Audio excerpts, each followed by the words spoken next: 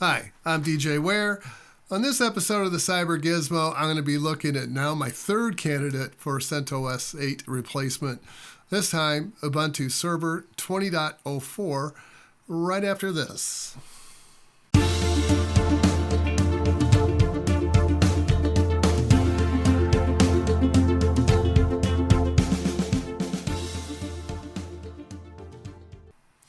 So the first place I'm going to go is I'm going to go over to their website and we're going to find the download for Server. So let's go do that. And you'll notice here on the downloads page, it gives you the desktop. Don't do this one. We don't need all that stuff. We want to go to Server. So we'll go to Get Ubuntu Server, and you have a number of options. So this first one is for on-demand VMs for Mac, Windows, and Linux. Don't want that. That's not the one I want. So option 2 is I can run mass, but that allows bare metal machines with Server in a fully automated way. Again, not the one I want. So we'll go to option 3, which is just download the ISO file, and that's exactly what I want to do. So we'll do that, and we'll wait a second for it to come up. And again, I've already done this, so I'm not going to do this again, but you can if you want. But that's where you find it. And this one is going to be 20.04.1, so this is a patch release. I'm not quite sure when it was released. I guess we can find out, but yeah, I'm not quite sure. Anyway, I've got that, so let's move over to here. And we'll go ahead and I'll step you through the processes of setting up a server. I'm going to do this one with UEFI, just a little bit different. So let's just call it UB2, and the resource pool and all that stuff is fine. Again, I am going to use Proxmox for this today because that's where the server is going to be running ultimately, is on Proxmox. So I already have an older one of the desktop and the server out here. I just need to get rid of that one, but the one I want is that one, which is the live server. These are fine. The rest of that is fine. So we can move over here. Now this time, I want to use OVM UEFI, and I'll have to change my machine type to Q35 in order for that to work. And then I'll have to assign the storage so that it knows where to put the EFI partition. So we'll go ahead and define that. And of course, that is going to restrict me to the same. I mean, this is what I've always been told. I suppose you could probably move it anywhere you want, but let's just keep things simple for today. I'll give it two sockets and 2 cores for a total of 4. And I'm going to take this up to 4096, just like I did on the rest of them. Only this time I'm going to give this the Intel driver. I've been finding that that's a little faster than the pair of virtual ones. So, okay, we'll go ahead and let this set up the server. It's right here. It's done. So let's go ahead and start it up. Oh, that's all right. I think this will be okay. I didn't put in what I really wanted, which was to use the higher speed Spice. That's okay.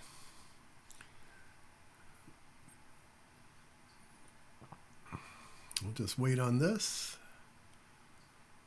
It creates the cloud init keys, which I don't know why they do that, but I guess they have their reasons. Okay, so you would set up your language here, and English is mine.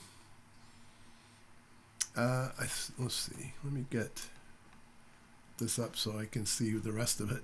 So I can install a new installer, or I can just continue without updating. I'm going to go ahead and take that and install it.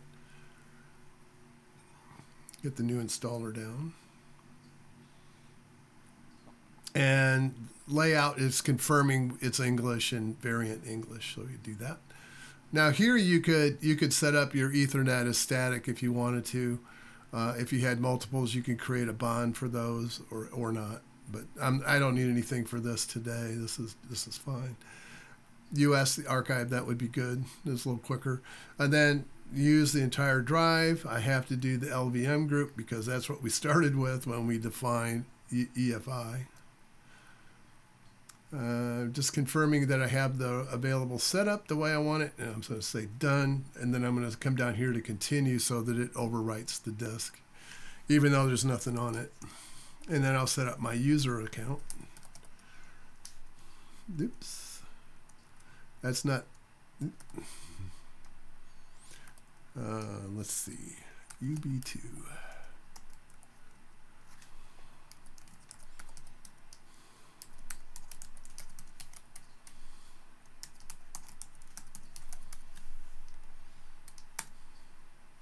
Yes, I do want the open SSH server. No, I don't have one I want to import. That's helpful though if you are not going to be running with your, with the login, so that you can go ahead and import your keys from another machine. Let's see. I'm going to wait on Docker. I want to see what version they have. Yeah, Microsoft PowerShell. No, I don't think so. Thank you, but no. And then it's going to go ahead and start the install. So I'm going to pause it right here, and then I'll be back when this is finished. It's actually going to go through a bunch of stuff. So yeah, we'll just pause it, and then I'll come back. It is about, well, I can't see it because my 21:38. So we'll stop it here, and we'll see what happens. So the time is 9:44.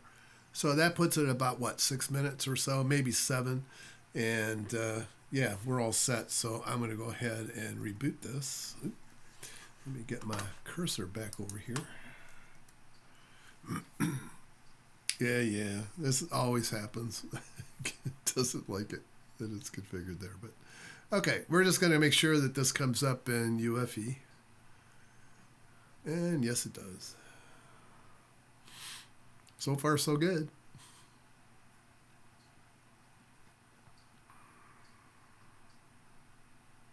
And now I'm going to wait because there's a whole bunch of keys that are going to get generated here, and it's just going to, there it goes. Yeah. As soon as it starts the SSH service, it's going to generate all the host keys. Okay, so, yeah, don't worry, I'll be blowing this away. So if you're going to copy all those down, go right ahead. It's not going to help you much. Okay, so I'm going to go ahead and log in. And again, this, I need to turn scaling off. Turn it on, actually. And we'll make this a little bit smaller so I can actually, I'll go ahead and grab the tail end of it down here. Okay, at least then you'll be able to see, and I can see what I'm typing too, which is even better. Oh, I probably had part of the other password in, didn't I? Oops. All right. So then I would do my normal stuff.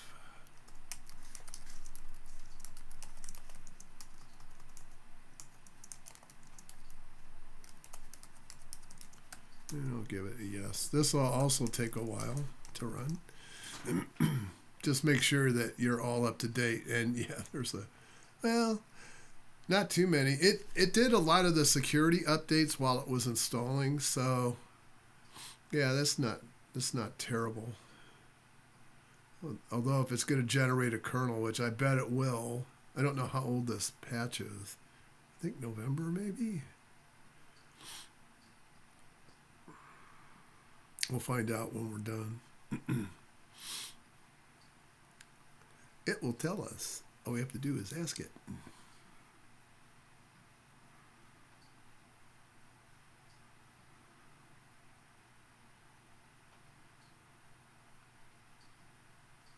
Yep, it's generating a kernel. I'll be back. This will be a while. Well, not as long as I thought. Okay, so I'm going ahead and reboot it. Since there was a new one, we'll pick that up. Yeah, I know. You can pay them money and you can do the in-place update for the kernel, but all right, so shouldn't get any generation of keys this time. All right, so good to go, I think. Let's look at December the 9th. was when that particular kernel was generated. And let's push that back in. And let's see. The other thing we want to know is how much memory are we using? 143 meg used. And then how much disk?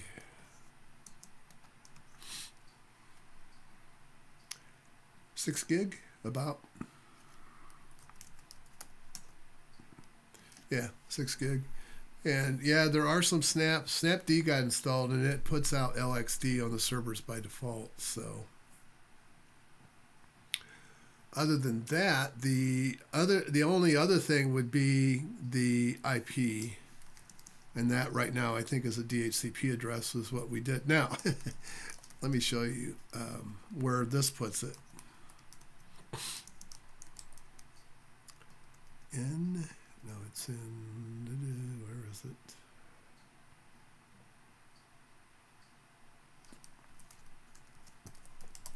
Net plan.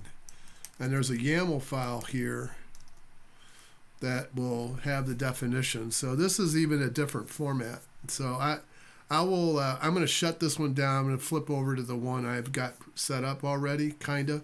I still got a few more things to do to it, but we'll do that together. So I'm going to go ahead and shut this one down.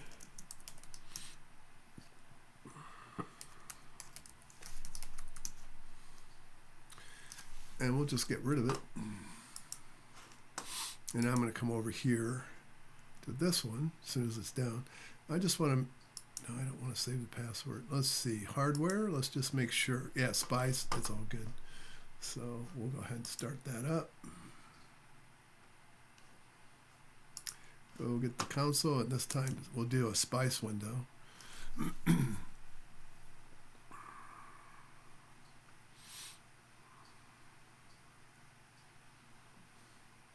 Okay, so I've already given this a, well, I said I was going to show you. Well, here, let's do it. Let's do it this way. Yeah, I don't need this. So let me close that out. Let me move over.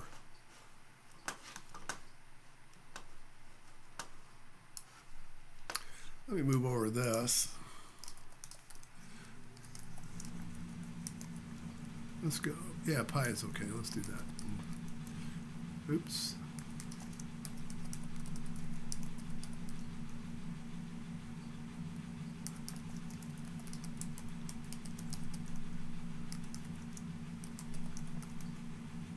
Okay. So let's go out. Yeah, I don't have this machine. When I did the setup, I turned off the login for SSH, so that's why I was given that error. Plus the fact that clear has changed on MSI. Yeah, the keys have changed. So, all right, so let's go to NetPlan.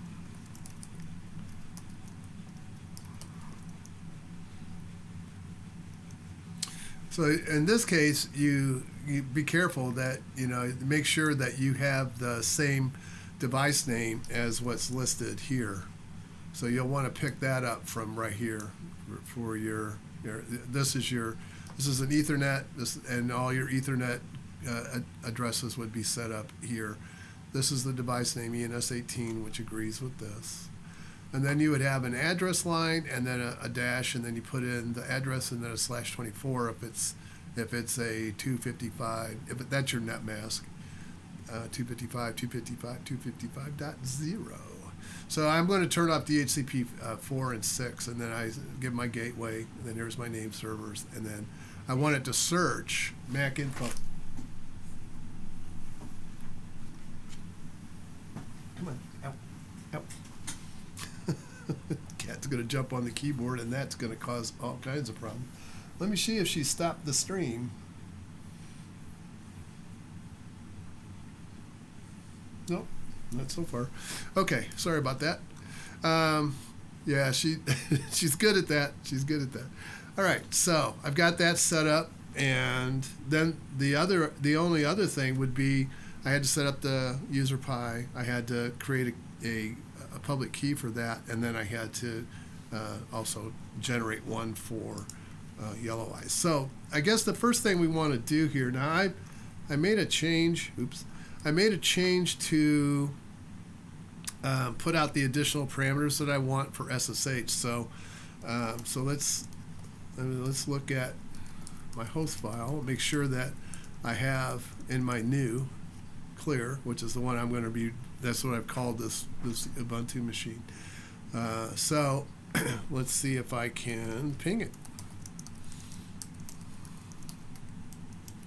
Now you don't have to give that, it'll just use the same user ID as the one you're running. So if you are running on a different ID than the one you want to log in on the other machine as, then you would use UPI. So yeah, so it's up. So let's give this a try. I don't know, I have not tested this since I made the changes, so it's possible I could have made a mistake. Me make a mistake? Never.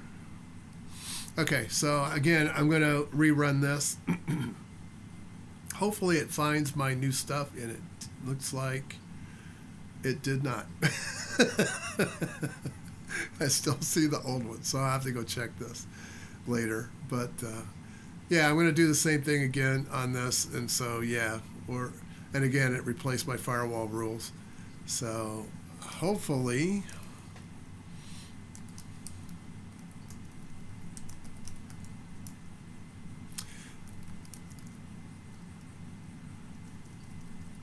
let's go over and run Linus.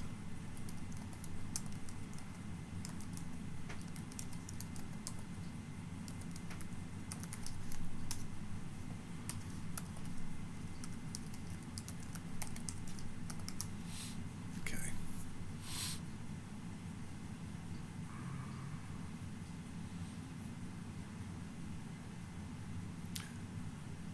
I should have named her. I should have named the cat Sabo for sabotage. Yeah, she's good at changing stuff.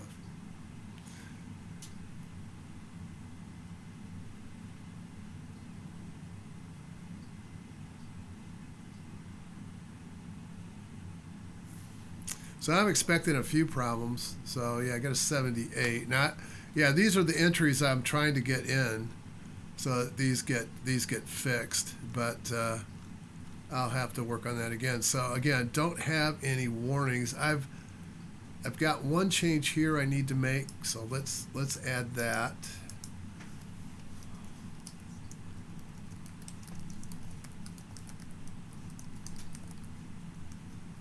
And let's go down here. I'll put it up in the kernel ones. And it wants to be 0. So yeah, actually it's already in there. Oh, but I see the problem. I don't think it's gonna like that.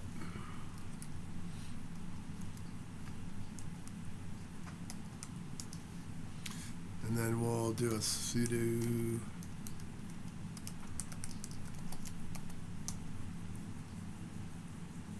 put it in. Let's see what Linus says about that. See if I get one thing fixed. I thought it was saying it wanted it as 0. Maybe I read that wrong, but we'll see. Because that's what it's set to.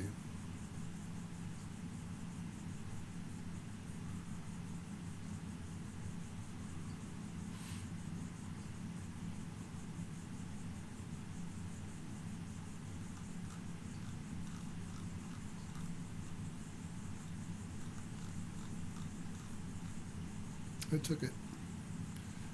So all those are cleared now. That's good. So I need to get these fixed. So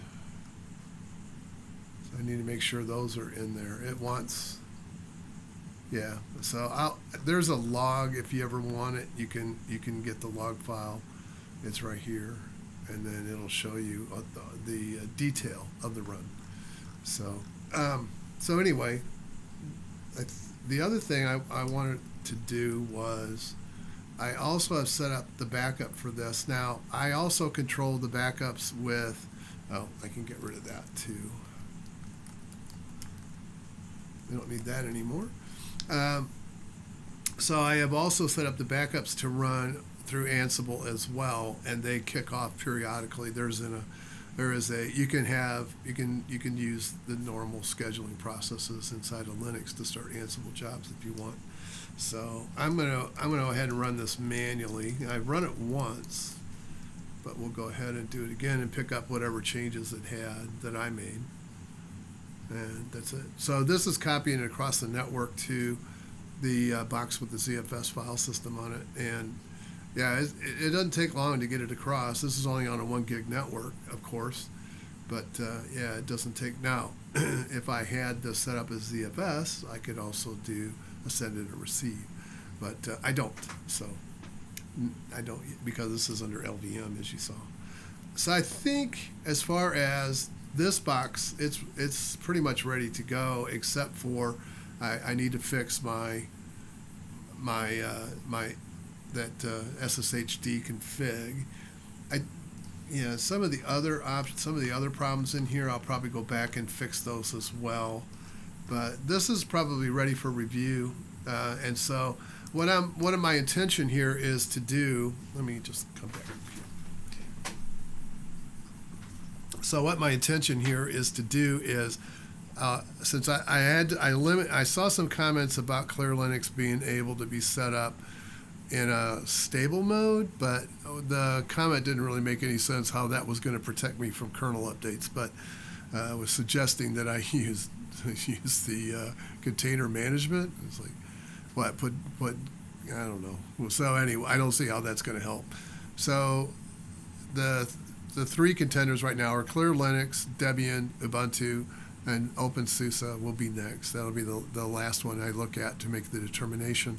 I did go out and I looked at, there is another system called Blue Onyx, which is it gets its baseline releases from CentOS 8 as well as Red Hat. So, but the reason why I wanted to do Blue Onyx at some point might be that there's 2 things that I remember about Blue Onyx. One, back in the CentOS 6 days, they actually detached themselves totally from the CentOS baseline.